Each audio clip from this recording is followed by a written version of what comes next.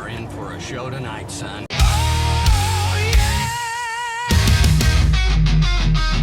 Oh, hell yeah!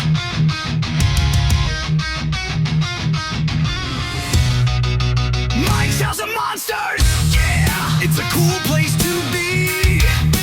Mike's House of Monsters! Hell yeah! Come and see what's new! From Godzilla to Gamera, Bandai to X+, it's all here! Endless kaiju! Welcome to Mike's House of Monsters!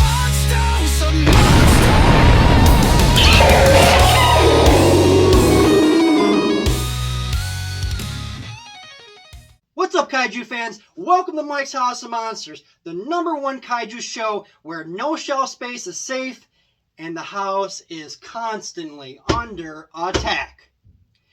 I'm everyone's favorite YouTuber, Mike Ross, bringing you the newest episode of what's new and perhaps the greatest Kaiju collection in the world. Of course, if you're not down with that, we got 2 words for you!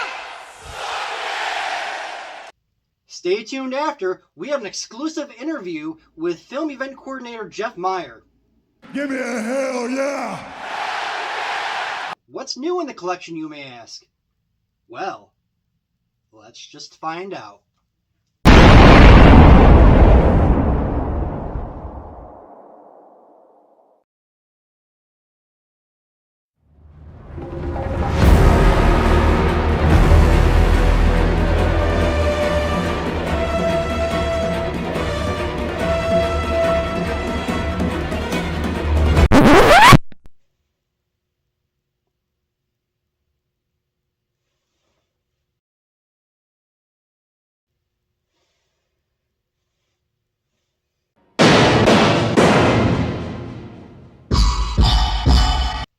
Rodan does not have arms! He has wings!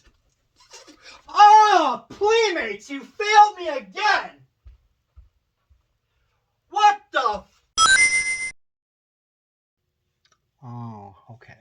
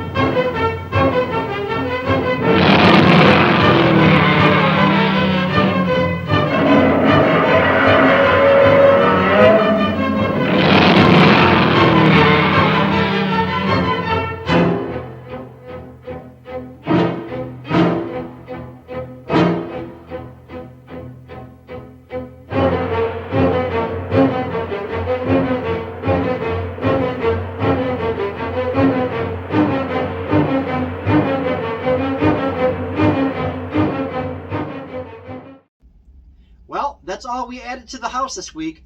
Now let's switch gears over to our exclusive interview with Jeff Meyer. He's a film event coordinator for the Palace Theater. He has a few things to say about this upcoming Godzilla Film Fest at the Palace Theater on April 11th in Syracuse, New York. Hey Jeff, welcome to Mike's House of Monsters. How are you today? Pretty good, Mike. It's been a while. Fans want to know about what's happening on April 11th. Can you give them a little insight and a little more information? Yeah, April 11th, we got 3 original Godzilla prints. Godzilla's Revenge, Godzilla vs. Gigan, Godzilla vs. Mechagodzilla. Before that, we're going to do some original film prints of, I think, Mr. Magoo, the Pink Panther, the cartoons, and maybe some Bugs Bunny stuff, Looney Tunes stuff. And then after the Godzilla movies, we're taking a little break, and then we're going to do some fantasy stuff like original print of Jason Argonauts, which is great, and The Day the Earth Stood Still, and Project Moonbase, which is a very short movie, 1953, and it's a woman empowerment film, which is very, let's say, controversial back then in the 50s and 60s, when women in power wasn't a thing, where it was all about the guys. So it's a very good treat to see a movie that's strictly about women overpowering male astronauts on the moon. How and when did you first discover Godzilla, and what was the movie that hooked you? Back in, I'd say, elementary school, they used to do 16mm stuff in like the cafeteria, and we saw Godzilla print on 16, and I forgot what it was, but the one I really remember, when we got older, we did a field trip to the Hollywood Theater and watched Godzilla vs. Mechagodzilla when it came out. I think it was re-released in like the late 70s. Now Hollywood had it. And that was pretty awesome because I was probably like 7 or 8, about my son's age. And we were all there watching Godzilla vs. Mechagodzilla on film in the Hollywood Theater in Mattydale. So your job is being a film event coordinator for the Palace Theater. How long have you been doing that for? Man, my first gig was probably 25, maybe close to 30 years ago. We did a double feature of grindhouse horror films at the Tri-County Mall Cinema. And then from there, we started doing stuff here at the Palace on a regular basis under the Brew and View, where you drink beer and watch movies, double features, triple features. And then we did some stuff at the Dryden Theater in Rochester. So I've been around, I've been doing this probably maybe 25, 30, about 30 years. So with something like this, what's your biggest challenge of putting it together? Finding, trying to work with the venue on getting a set schedule that works. When you're trying to do a film festival, you want to make sure that the theater is adapting to the length of the movies. And that's the most difficult thing, is trying to make sure that we're all on the same page. So you really have to know your running times of your films in order to make sure that you're ending at the time that the theater wants you out of here. And it's tough because you're juggling between intermissions, the running time of the films, like breakage of film prints, all sorts of like factors, and you got to keep a schedule, and that's the toughest thing, making sure you're on schedule. So in regards to this year's selection of Godzilla movies, how do you decide which films to show? It's rather simple.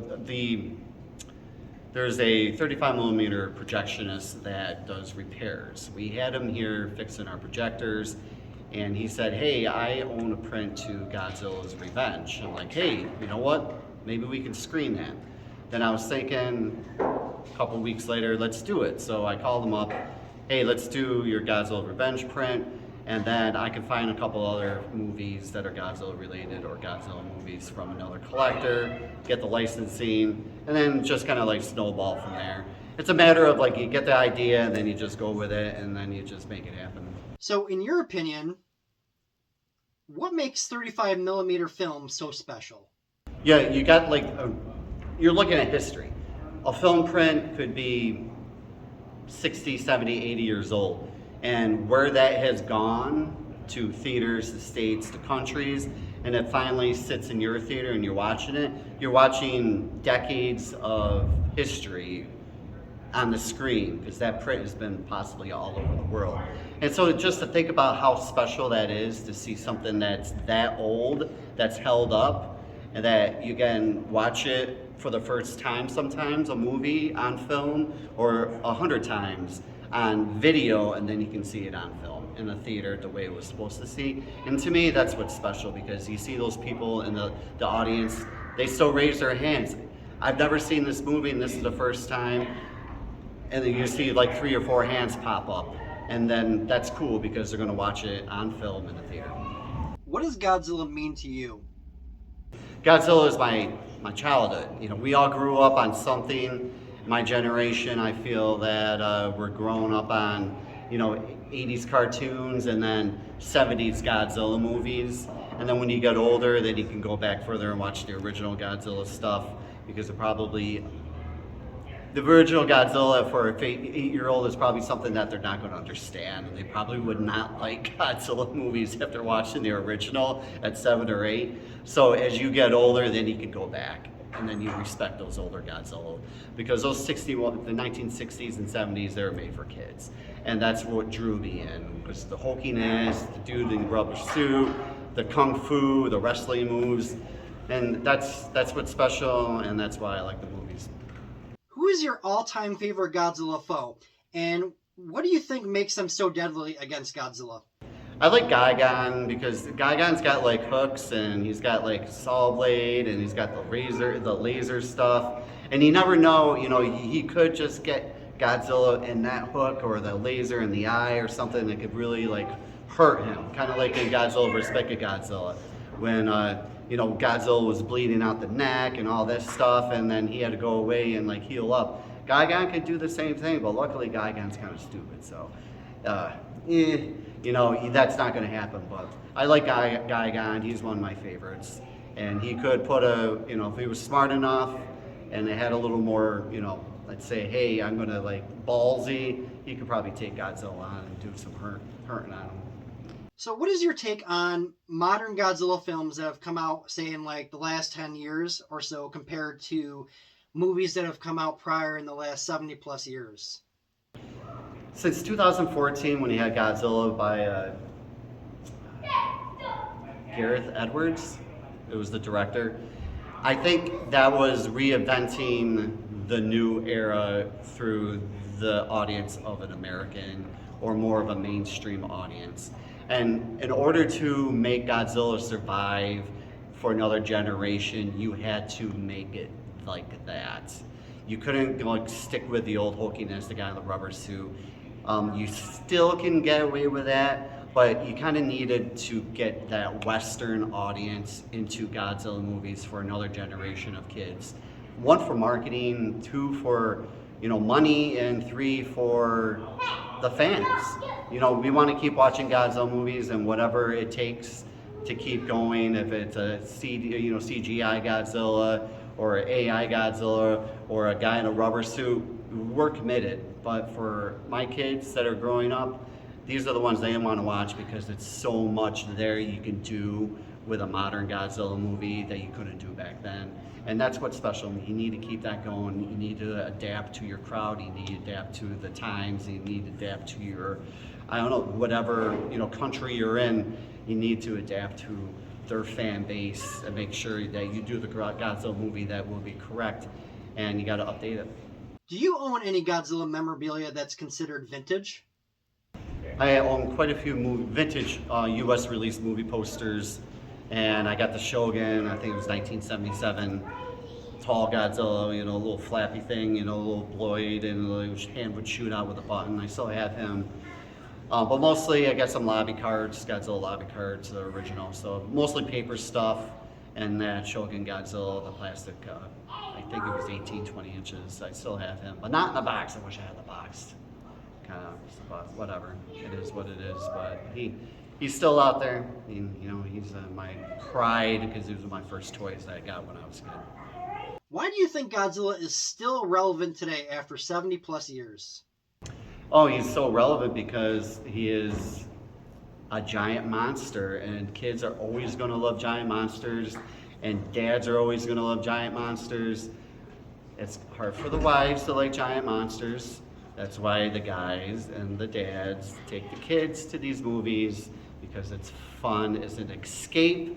You don't have to think about things. You can just sit there, eat your popcorn. Now daddies can drink beer at the movie theater and enjoy a Godzilla movie with your kids. And that's what's special, and it means a lot. Why do you think events like this, watching Godzilla on the big screen with other fans, are still important today? It's a way to get together.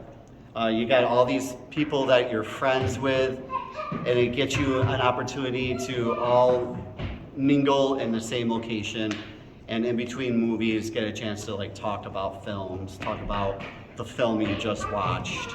And that's what's really special about going to a movie theater in a setting like this for a film festival, that you bringing everybody in from out of town. It's an excuse for your friend in Canada to come over here and spend a day with you to watch films that you both like.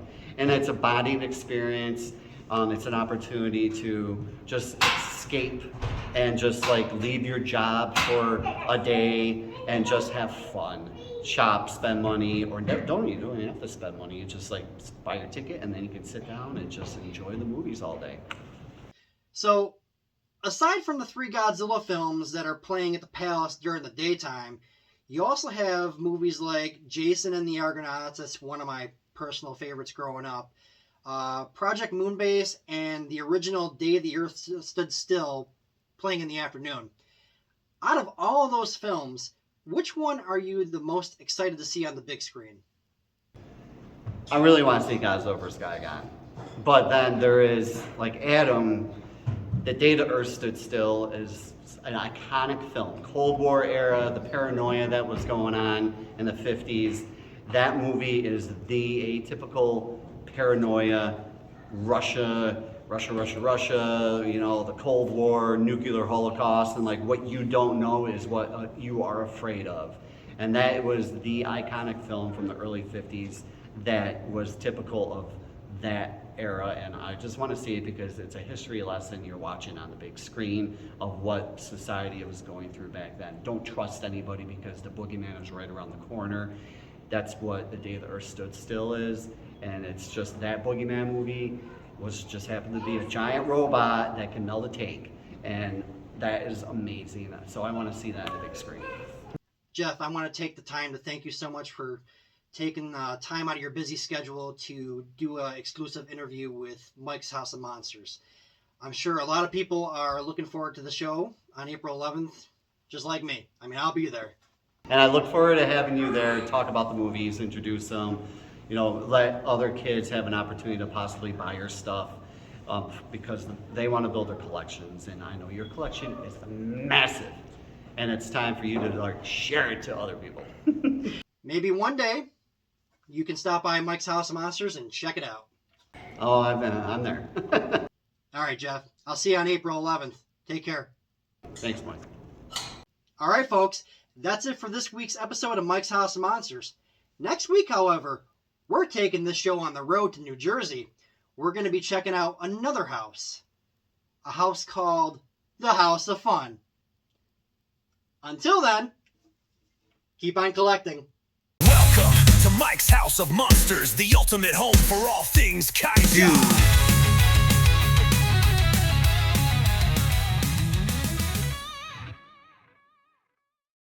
What are you going to be asking your dad to buy for you at the Godzilla Film Fest at my table? Every toy. All right, kids. The world wants to see your best Godzilla and King Kong impression. Do it. Come on. Roar!